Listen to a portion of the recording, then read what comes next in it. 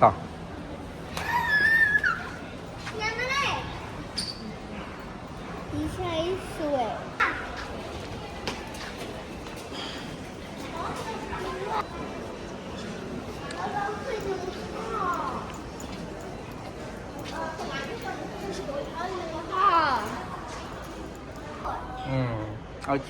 ở chỗ mưa khánh này nhá tại mưa mưa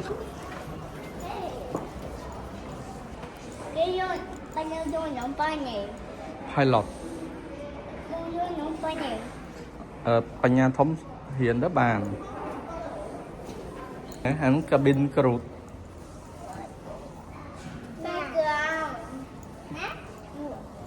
nó playground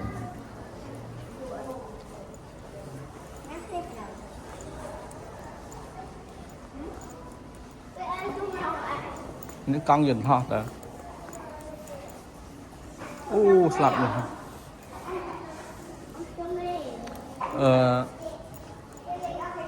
linh ở hỏi tỏ đi kế shipment shipment rồi nè dùn ho nhà chớn á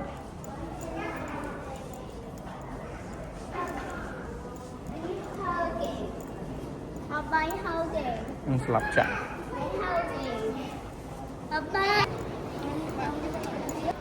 tới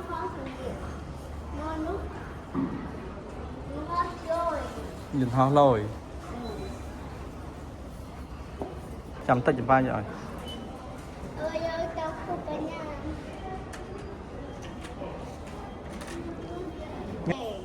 kể